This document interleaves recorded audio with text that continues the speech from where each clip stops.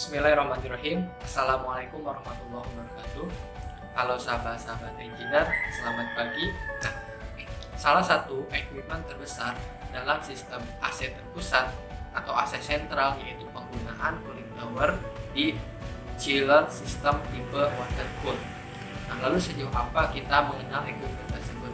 Nah, hari ini saya akan membahas mengenai cooling tower performance. Apa itu cooling tower? Bagaimana prinsip kerjanya, tipe-tipenya seperti apa, dan kriteria atau parameter-parameter apa saja yang dapat berperan penting dalam menentukan kinerja atau performa dari cooling tower itu sendiri. Langsung saja kita simak video berikut ini.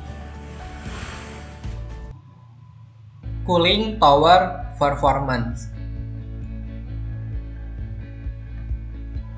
Pembahasan yang akan saya sampaikan terdiri dari dua topik utama. Pertama, pendahuluan. Di pendahuluan kita akan berbicara apa itu cooling tower, bagaimana konstruksinya, tipe-tipenya ada apa aja, dan bagaimana prinsip atau cara kerja dari cooling tower. Nah, di topik yang kedua itu kita akan belajar parameter apa saja sih yang dapat menentukan kinerja atau performa dari cooling tower dan bagaimana cara mengevaluasinya. Pendahuluan. Skematik chiller system. Cooling tower salah satu equipment bagian dari sistem AC sentral terpusat, terutama chiller system tipe water cooled. Nah, di dalam chiller system itu terdiri dari beberapa komponen yang memiliki fungsi dan saling berhubungan satu sama lain. Pertama ada liquid cooler atau yang kita kenal sebagai evaporator. Kemudian ada compressor, ada muffler, ada condenser, ada filter dryer, side glass, CXP, kemudian CHWP atau Chin Water Pump, AHU atau FCU. Kemudian ada pompa CWP atau condenser water pump, dan ada cooling tower itu sendiri. Nah, di chiller system itu ada 5 sirkuit atau siklus. Nah, pertama ada siklus udara dalam ruangan. Nah, siklus udara dalam ruangan itu terjadi antara si AHU ini atau FCU dengan ruangan. Nah, jadi antara FCU dan ruangan itu media yang berputarnya itu adalah udara. Nah, udara keluar dari AHU FCU akan menyerap panas atau beban panas yang ada di dalam ruangan, kemudian si udara tersebut akan dibalikan atau direturnkan ke AHU atau FCU. Bahkan dalam beberapa kasus yang mesti ditambah dengan fresh air atau udara segar. Kemudian akan terjadi proses pencampuran udara atau di mixing dan akan masuk ke coil, entering coil, kemudian didinginkan oleh coil. Hasil pendinginan tersebut akan kembali lagi ke dalam ruangan untuk mencapai temperatur target di dalam ruangan atau RH. Kemudian yang kedua ada siklus air dingin atau chill. Nah, siklus air dingin ini terjadi antara si AHU ini atau FCU ini dengan liquid cooler atau dengan evaporator. Nah, yang berputar di dalam sirkuit ini adalah medianya adalah air. Nah, air dingin hasil produksi dari liquid cooler itu untuk digunakan oleh AHU FCU untuk mendinginkan udara. Nah, jadi yang berputar-putar antara liquid cooler dengan AHU atau FCU itu adalah air. Yang ketiga ada sirkuit aliran refrigeran. Nah, sirkuit aliran refrigeran itu posisinya ada di tengah ini. Nah, termasuk bagian dari siklus refrigerasi. Jadi yang berputar atau yang mengalir di dalam satu sistem rangkaian tertutup itu adalah refrigeran, bukan air gitu. Nah, adalah refrigeran. Jadi prosesnya itu teman-teman bisa pelajari bagaimana proses atau cara kerja dari sistem refrigerasi yang mulai dari liquid cooler. Liquid cooler ini di chiller system berfungsi untuk mendinginkan air atau menguapkan refrigeran, yang si refrigerannya itu mulanya pasanya itu adalah pasa campuran bertekanan rendah, kemudian akan mengalami proses penguapan hingga pasanya itu ada berubah dari campuran bertekanan rendah menjadi pasak gas bertekanan rendah. Nah, ketika udah pasangnya gas bertekanan rendah, akan ditingkatkan tekanannya oleh kompresor sehingga pasangnya berubah dari pasak gas bertekanan rendah kemudian pasak gas bertekanan tinggi. Kenapa harus ditekan oleh kompresor? Ya tujuannya nanti untuk agar bisa si refrigeran itu diuapkan, dikondensasikan di kondenser. Jadi akan mengalami proses kondensasi yang awalnya pasak refrigerannya itu adalah pasak gas bertekanan tinggi, kemudian akan mengalami kondensasi di kondenser, berubah pasanya menjadi pasak cair bertekanan tinggi. Nah, kemudian pasak cair bertekanan tinggi akan masuk ke katup ekspansi, berubah dari pasak cair bertekanan tinggi menjadi campuran bertekanan rendah, dan begitu pun seterusnya. Jadi memang si sirkuit aliran refrigeran itu adanya di chiller system. Nah, kemudian yang keempat ada sirkuit pendingin kondenser. Nah, sirkuit pendingin kondenser itu terjadi antara si kondenser ini dengan cooling tower. Jadi yang berputar antara kondenser dengan cooling tower itu adalah air. Nah, kemudian yang kelima ada sirkuit pendinginan air kondenser. Nah, ini hampir sama dengan yang pertama. Cuman kalau yang pertama itu terjadinya itu di AHU atau FCU. Kalau di yang kelima ini terjadi di cooling tower. Nah, di cooling tower kan prosesnya si air dari kondenser itu akan dispray oleh nozzle, kemudian akan dilakukan perpindahan panas secara mekanik menggunakan fan. Jadi bertukar panas antara udara dan air. Makanya disebut sebagai siklus air pendinginan air kondenser. Nah, next di liquid cooler biasanya memproduksi air hingga bisa mencapai 7 derajat Celcius, kemudian keluarnya 12 derajat Celcius. Ini hanya contoh saja karena nilai ini pasti disesuaikan dengan desain dari konsultan atau dari manufaktur itu sendiri. Kemudian temperatur masuk cooling towernya atau keluar kondensernya 35 derajat Celcius, kemudian masuk ke kondensernya adalah 30 derajat Celcius, dan ada udara lingkungan atau TWB-nya itu 27 derajat Celcius. Dan nilai ini merupakan estimasi nilai desain dan bisa disesuaikan oleh teman-teman ataupun dari manufaktur itu sendiri, manufaktur dari produknya itu sendiri. Nah, TWB ini bisa diperoleh dari alat ukur ataupun menggunakan psychometric chart. Jadi ukur dulu temperatur lingkungan TWB-nya berapa, RH-nya berapa, baru bisa dicari TWB-nya itu berapa, atau temperatur tabung basah udaranya berapa, atau bahkan dalam beberapa alat sudah ada parameter temperatur wet-bulbnya itu. Nah, tadi di AHU itu proses untuk mendinginkan udara, contohnya udara mixing atau entering yaitu 28 derajat Celcius. Nah, kemudian akan masuk ke AHU atau FCO, didinginkan oleh coil sehingga temperaturnya berubah dari 28 ke 14 derajat Celcius atau 15, masuk ke ruangan menyerap beban panas dan balik lagi, begitulah berputar seterusnya. Nah, itu merupakan skematik singkat dari chiller system. Nah, jadi cooling tower ini, ya kembali lagi ke cooling tower. Nah, cooling tower ini adalah alat pendingin yang digunakan untuk memindahkan kalor buangan ke atmosfer. Jadi memindahkan panas dari kondenser itu agar dibuang ke lingkungan atau atmosfer. Nah, sedangkan beberapa komponen yang ada di dalam cooling tower itu terdiri dari, pertama ada drip eliminator. Nah, drip eliminator ini fungsinya adalah untuk menangkap uap air agar tidak banyak hilang ke udara. Jadi kan pasti ketika air di spray sama nozzle itu kan pasti ada uap-uap air gitu kan yang pasti akan menguap. Nah, si drip eliminator ini akan menangkap uap air tersebut. Jadi sehingga ketika dia udah jenuh, udah pasangnya cair, baru dia akan jatuh ke tempat penampungan atau basin ini. Nah, kemudian ada saluran udara masuk. Nah, itu ada reverse ya. Nah, jadi si udaranya ini intake-nya itu ada di bawah. Nah, intake-nya ada di bawah agar dia bisa kontak dengan udara. Kalau lihat dari cooling tower ini, tipenya itu adalah tipe counterflow ya. Jadi counterflow itu berlawanan antara udara dengan air yang jatuh gitu kan. Jadi saling bertubukan dan dibantu dengan mechanical fan. Nah, kemudian ada nozzle. Nah, nozzle ini fungsinya adalah untuk spray air panas dari kondenser. Nah, air spray panas kan kemudian dia akan masuk ke packing atau peel. Nah, sama mirip kayak tip eliminator juga. Jadi peel ini juga berfungsi untuk memperlebar atau memperluas perpindahan panasnya. Selain menangkap uap-uap air, kemudian nanti akan jatuh lagi ke kondensasi. Kemudian ada kipas atau fan. Nah, kipas fan ini nanti ada beberapa jenis. Ada yang fan-nya itu ditaruh di atas atau di pinggir ataupun di bawah gitu. Kalau misalkan yang di atas biasanya tipe propeller fan atau axial fan. Kalau yang di bawah itu tipenya sentrifuga.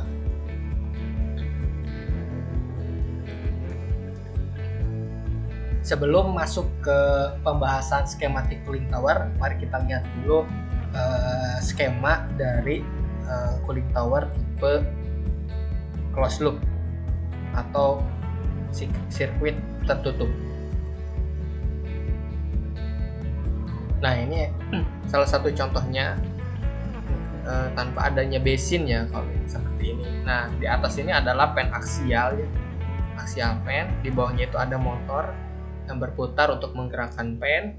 Nah, kemudian ada udara yang terhisap sama fan kemudian keluar. Nah, ini adalah air yang dari kondenser 37 derajat Celcius kemudian akan bertukar panas. Nah, masuk ke coil, bertukar panas dengan udara. Nah, kemudian dari 37 derajat dari atas nanti sampai ke bawah sini temperaturnya sampai 32 derajat Celcius. Nah, di akhir di out dari cooling towernya. Nah, kemudian dari out ini akan masuk kembali lagi ke kondenser. Nah, ini salah satu konstruksinya ya untuk tipe dari closed circuit, mirip kayak seperti sistem AC chiller yang air cooled. Cuman kalau air cooled kan langsung refrigeran. Nah, kalau ini itu air. Nah, temperatur yaitu 28, udara kemudian dihisap, nah 30 sampai ke atas dibuang. Nah, begitu tergantung dari temperatur atmosfer. Oke, contoh video skema kerja dari cooling tower. Nah, ini ada diffuser, kemudian ada fan. Nah, kemudian di sini ada peel atau pengisi. Kemudian ada demister, ada filter, ada fan. Nah, ini pompa sirkulasi atau pompa CWP ya. Nah, biasa ada aksesoris. Kalau di sini ada HE ya, ada heat exchanger. Nah, kemudian ini mechanical valve-nya. Nah, itu dari cooling tower itu akan masuk ke cooling tower. Di sini ada microporternya. Nah, heat exchanger ini, yang dimaksud heat exchanger ini adalah chillernya dari sisi kondensernya, kemudian akan balik lagi ke cooling tower. Dan di sini ada water blow down. Kemudian juga dipasang beberapa sensor, dan ini ada sensor dari microporter yang motorized. Ada sensor-sensor tekanan, suhu. Nah, seperti itu. Nah, microporter isi basin dari cooling tower. Nah, ini ada chemical water treatment di sini di microporternya, dikasih ke dari microporter atau bisa langsung ke basinnya. Nah, kemudian pompa nyala, nah dia distribusiin air hasil pendinginan dari cooling tower itu menuju ke chiller atau kondenser. Dan ini adalah proses heat atau heat exchanger ya, perubahan panas. Nah, dia akan kembali dari temperatur yang rendah, kemudian setelah keluar kondenser dia akan tinggi. Nah, kemudian akan dispray oleh nozzle. Nah, ini ada terjadi perpindahan panas, kemudian akan dihisap sama fan dan dibuang ke lingkungan atmosfer. Cooling tower. Berikut adalah salah satu contoh dari sistem piping di cooling tower. Teman-teman bisa lihat di sini ada cooling tower, beberapa cooling tower ya, beberapa unit ya, tipenya itu tipe multi cell. Jadi ada beberapa cell di cooling tower. Kemudian pasti tentunya kan satu sistem ini kan satu unit ini kan satu sistem cooling tower, jadi ada 4 sistem. Nah, biasanya untuk yang tipe-tipe kayak gini itu digunakan pada chiller system yang memiliki cooling capacity-nya yang yang tinggi gitu. Dan memang seperti ini juga salah satu cara untuk meningkatkan performa dari sistem. Jadi misalkan yang dari 4 ini yang jalannya itu memang ada dua unit ya, 2 unit yang fungsi secara operasional harian. Nah, yang satu ini nanti digunakan untuk gantian dari 2 ini, dan satu lagi untuk digunakan untuk standby. Jadi konfigurasi cooling tower juga sangat penting untuk kita perhatikan, mana unit yang harus jalan operasionalnya, mana unit yang harus gantian dan bahkan yang harus standby-kan. Tapi dari unit-unit tersebut harus saling kerja bergantian. Memang dari sisi investasi ya, memang harga memang pasti tentunya akan jauh lebih mahal, tetapi secara operasional dan kehandalan sistem itu akan lebih tinggi gitu. Nah, teman-teman bisa lihat bahwa di dalam skematik ini ada beberapa piping ya, ada yang namanya pipa ekualisasi. Nah, pipa ekualisasi ini adalah untuk menyamakan ya tinggi muka air antar sel di antar unit cooling tower. Nah, sama dilengkapi dengan aksesoris seperti masing-masing dilengkapi seperti gate valve. Jadi kalau misalkan air yang tingginya misalkan sekian senti di sini, tentunya bakal sama dengan ketinggian muka air di seluruh cooling tower. Nah, pipa ekualisasi. Kemudian ada yang namanya pipa drain. Nah, pipa drain ini masing-masing cooling tower juga dilengkapi dengan pipa drain ini, dan ada aksesoris seperti gate valve-nya dan bahkan ada overflow-nya. Ya, kalau misalkan melebihi dari tinggi muka air, maka akan ada overflow dan dibuang ke drain. Nah, di drain ini biasanya dilengkapi dengan aksesoris utama seperti valve. Nah, di sini ada valve, dan valve di sini itu bisa valve yang manual tipenya. Jadi valve ini digunakan untuk perawatan nanti atau bahkan untuk proses blowdown. Kalau dia manual kan otomatis harus dicek tuh kapan harus dilakukan blowdown. Tapi kalau dia misalkan motorized berarti harus ada sensor. Nah, sensor di sini contohnya adalah sensor conductivity meter. Jadi conductivity meter ini nanti akan bisa mengukur padatan terlalu di dalam air. Jadi berapa nilai TDS ya, atau padatan terlalu kita sering sebut sebagai TDS. Nah, kapan nilai TDS tersebut harus memenuhi dengan standar. Kalau misalkan dia lebih dari kadar TDS yang direkomendasikan, maka akan dilakukan blowdown. Nah, berapa TDS-nya nanti kita akan coba diskusikan. Nah, kemudian ada juga pipa yang berwarna hijau ini adalah pipa makeup water. Makeup water juga sama diinjek ke masing-masing cooling tower. Ada aksesorisnya seperti gate valve, bahkan motorized valve juga. Nah, fungsinya untuk untuk mengganti air yang hilang karena proses penguapan, karena proses yang terjadi di cooling tower itu kan tidak semuanya airnya itu jumlahnya sama ketika proses in dengan misalkan Q-nya itu adalah atau laju aliran airnya misalkan 100%. Nah, otomatis secara normal itu tidak akan keluar prosesnya itu 100%. Bisa jadi 90%, bisa jadi 95%, dan itu tergantung dari cooling towernya. Nah, si makeup water ini berfungsi untuk menambahkan sebagian air yang hilang karena proses tersebut gitu. Nanti kita akan hitung berapa sih kebutuhan makeup waternya gitu kan, dengan melihat faktor seperti evaporation loss-nya berapa, kemudian drip loss-nya berapa, dan blowdown itu sendiri berapa kebutuhannya. Nah, ini penting gitu kan untuk kita pelajari gitu.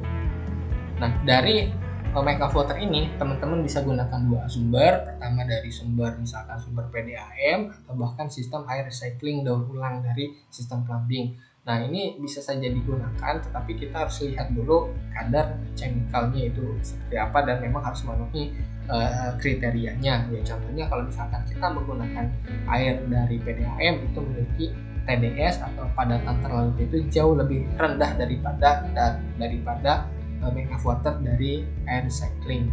Kalau dari PDAM mungkin bisa sampai 200 sampai 300 ppm. Kalau misalkan dari daur ulang bisa di atas 400 ppm. Nah, nilai dari TDS itu bisa diukur dengan conductivity meter atau TDS meter. Oke, kita lanjutkan ke bagian selanjutnya. Nah, tipe-tipe cooling tower itu sebenarnya sangat banyak tipenya.